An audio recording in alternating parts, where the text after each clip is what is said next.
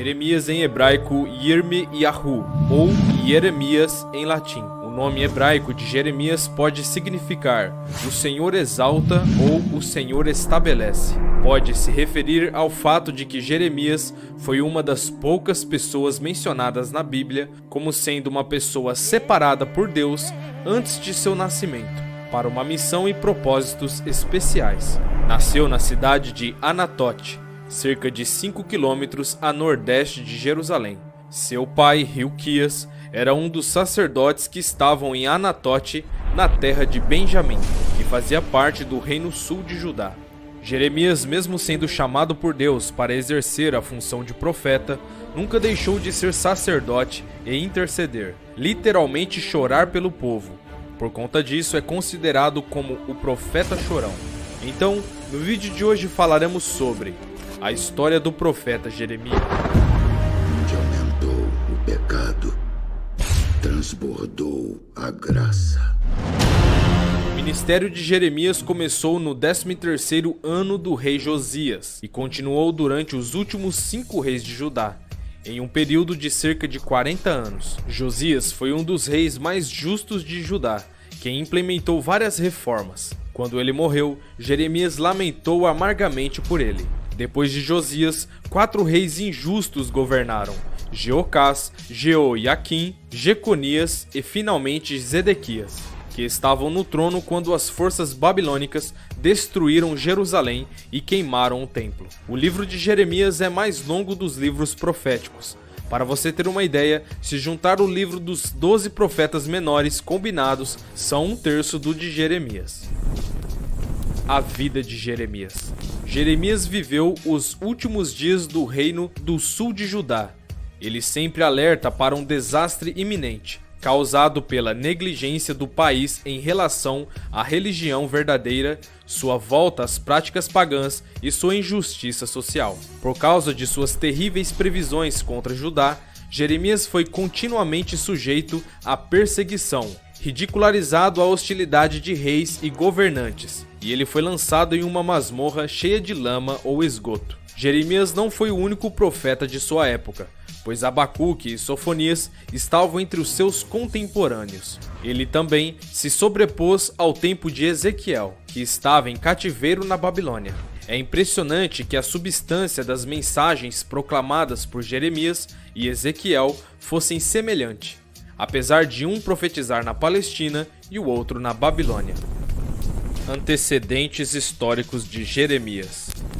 Durante o ministério de Jeremias, em 612 a.C., a Assíria foi derrotada pela Babilônia, que se tornou o poder militar dominante. O exército de Nabucodonosor destruiu parcialmente Jerusalém em 604 a.C. e levou as pessoas cativas para a Babilônia na primeira parte das 3 principais remoções. O segundo grupo de exilados foi levado para a Babilônia em 597 a.C.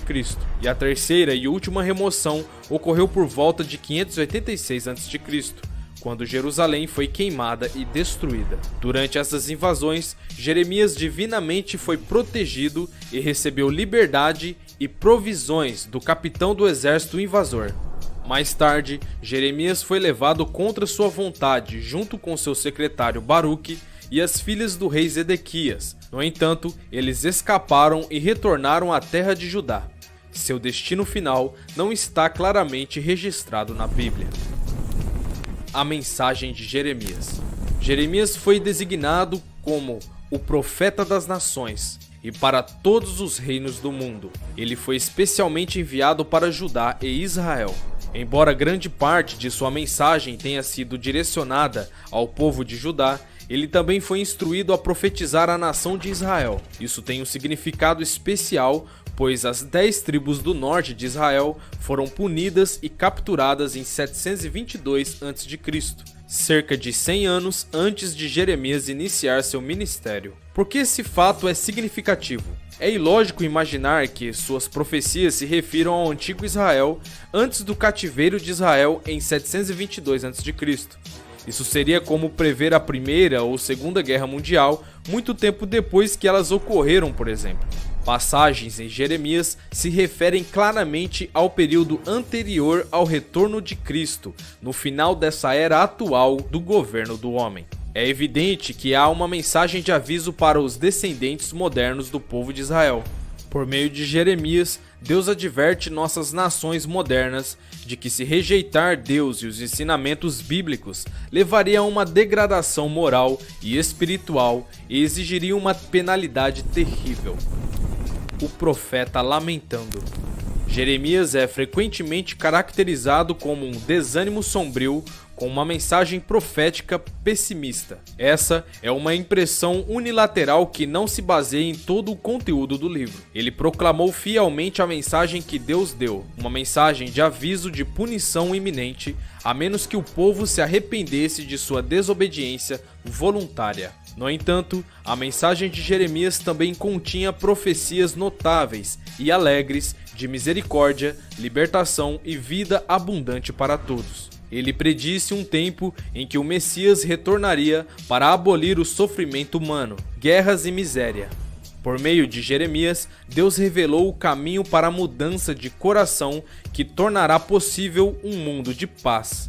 Jeremias era um profeta da antiga aliança com um coração da nova aliança. Jeremias é retratado como uma pessoa que chorou e lamentou a iniquidade e a atitude impenitente de seu povo. No entanto, sua tristeza não era uma fraqueza, mas uma indicação de um indivíduo espiritualmente forte e maduro.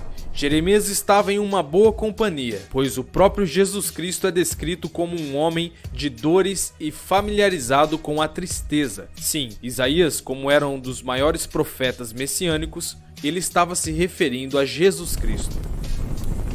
O oleiro e o barro. Nos capítulos 18 e 19, Jeremias emprega a analogia do oleiro e do barro para ilustrar um princípio bíblico fundamental. Deus é o oleiro e nós somos o barro. O barro não tem direito de exigir nada do oleiro, e se o oleiro quiser remodelar o barro, isso depende inteiramente dele. Da mesma forma, devemos estar dispostos a deixar Deus nos moldar de acordo com sua vontade e propósito. Servimos a um Deus amoroso e compassivo, e qualquer que seja a forma em que ele decida nos moldar, será apenas para o nosso benefício. Deus abençoará aqueles que o respondem positivamente. Podemos tirar duas lições sobre a passagem do oleiro e o vaso de barro. Veja bem, a mensagem de Jeremias nos traz esperança. Somos vasos nas mãos do oleiro, e se Deus quiser, ele cria um vaso novo. Com isso, aprendemos duas lições. Primeiro, precisamos saber que somos frágeis, a começar pelo nosso físico. Deus nos criou do pó. No entanto, nossa fragilidade também não está no campo moral. Vivemos dias de relativismo, onde cada um faz o que quer. Isso gera angústia, pois o ser humano precisa de parâmetros. Também somos espiritualmente frágeis. Podemos dizer que cremos, mas não tanto quanto deveríamos crer. Muitas vezes fraquejamos. A segunda lição que aprendemos é que precisamos confiar na fidelidade do Senhor. Quando Jeremias desceu à casa do oleiro, ficou entregue a sua obra sobre as rodas. Da mesma forma, Deus se entrega à sua obra, que é nos fazer e refazer. Sua especialidade é fazer vasos de honra, e ele faz conforme sua vontade e amor. Deus tem o controle de todas as coisas. Precisamos nos entregar à sua ação e não sermos tão relutantes. A morte do profeta Jeremias. Na Bíblia, até hoje é um mistério a respeito sobre a morte do profeta Jeremias. Muitos historiadores antigos afirmam que Jeremias morreu apedrejado no Egito por alguns hebreus revoltos na cidade de Dafne. Porém, as Sagradas Escrituras não afirmam nada sobre este fim para o homem de Deus.